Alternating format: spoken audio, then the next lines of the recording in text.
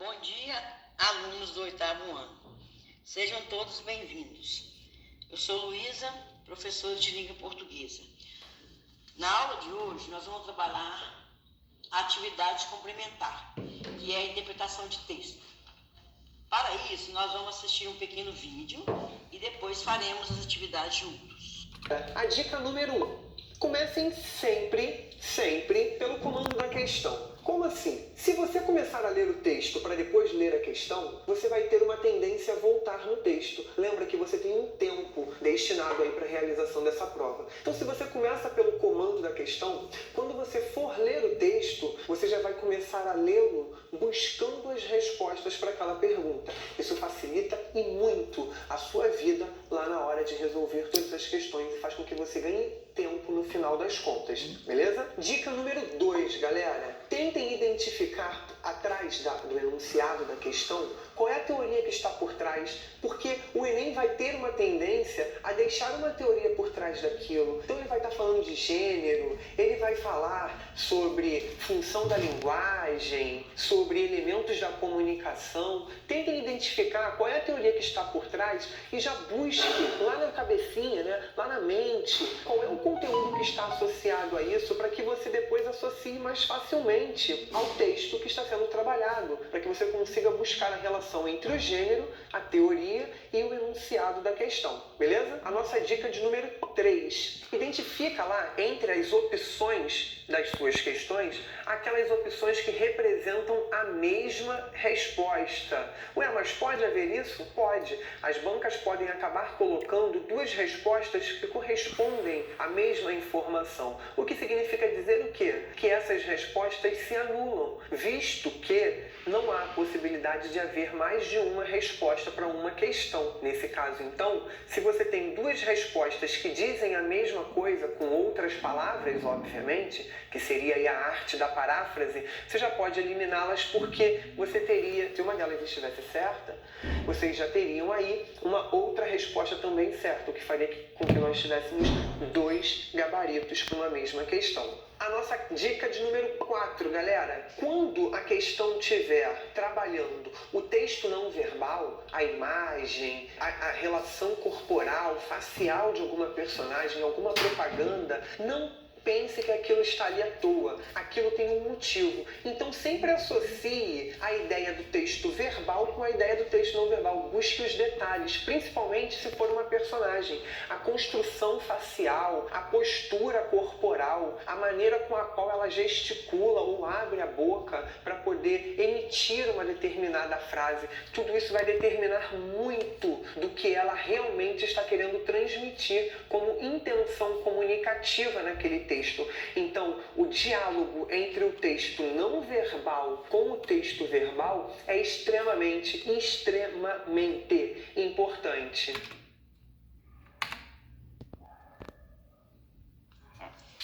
Interpretação de texto. Questão 1. Qual a origem do beijo nos cultos a Vênus na Ásia Menor? Era maneira de demonstrar respeito e prestar homenagem à deusa. Na Europa, até o século XVI, beijo nos lábios era usado como cumprimento. Também era comum que os servos beijassem as mãos dos reis em sinal de respeito. No oceano, agitar as mãos para se despedir ou saudar de longe pessoas queridas teve início na Grécia Antiga. O registro mais famoso do gesto é descrito na Ilíada de Homero. Ao voltar de uma expedição, Ulisses é recebido assim pelos companheiros de acampamento. De mostrar a língua, na Ásia, há 10 séculos, a língua para fora ficou popular na hora do insulto. Afinal, era um jeito de xingar sem falar palavrão. Segundo o texto acima, é possível afirmar que mostrar a língua demonstra falta de respeito a outra pessoa, porque é uma forma de xingamento. Letra B. O aceno, uma forma de cumprimento com as mãos, surgiu na Ásia Menor. Letra C. Não é recomendado fazer aceno com as mãos, nem mesmo mostrar a língua, porque se trata de um insulto. Letra D. O beijo, o aceno e mostrar a língua são formas eficientes de comunicação entre as pessoas. A correta é a letra A. mostrar a língua demonstra falta de respeito a outra pessoa, porque é uma forma de xingamento. Leia o texto abaixo e marca a resposta correta. Pirataria. A pirataria é toda violação aos direitos de criação e já é vista por muitos especialistas como o crime do século XXI. É uma atividade legal que causa prejuízos crescentes à economia, à geração de empregos, não só no Brasil, mas no mundo todo, e principalmente prejuízos aos consumidores. Segundo a Interpol, Polícia Internacional, a pirataria mundial atualmente movimenta mais recursos financeiros que o narcotráfico. O crime de pirataria é uma atividade financiada por grandes grupos de máfias internacionais organizadas, que trazem para o Brasil os mais diversos tipos de mercadorias. São roupas, tênis, brinquedos, CDs, remédios, óculos, peças de automóveis, luvas cirúrgicas, entre outros, que não seguem qualquer padrão de segurança e qualidade. Esses produtos acabam frustrando os consumidores, podendo inclusive causar danos irreparáveis à saúde. A letra A. Apesar de a polícia fazer um trabalho preventivo nas fronteiras dos países nos últimos anos, a pirataria tem aumentado de forma significativa. Letra B. A Polícia Internacional tem trabalhado para coibir a pirataria, que é um tipo de crime considerado inafiançável. Letra C. O consumidor que utilizar de produtos piratas pode pôr a própria vida em risco, pois geralmente são produtos de qualidade inferior. Letra D. Alguns produtos piratas podem prejudicar a saúde do consumidor, porém há produtos piratas que são mais baratos e de qualidade superior aos originais. É a letra C. O consumidor que utilizar os produtos piratas pode pôr a própria vida em risco, pois geralmente são produtos de qualidade inferior. A número 3. Observe o cartoon a seguir para responder as questões 3 e 4. O cartoon acima. Letra A. Apresenta aos pais que os atuais alunos têm se preocupado muito com a leitura na escola. Letra B. Mostra que muitos alunos desconhecem algumas obras literárias importantes. Letra C. Informa que alguns alunos estão mais preparados em brincar do que ler um bom livro. Letra C. Critica o uso que as crianças têm feito da tecnologia, priorizando-a e deixando de lado a leitura de livros. A resposta certa é a letra D. Está fazendo uma crítica, né? Critica o uso que as crianças têm feito da tecnologia, priorizando-a e deixando de lado a leitura de livros. Número 4.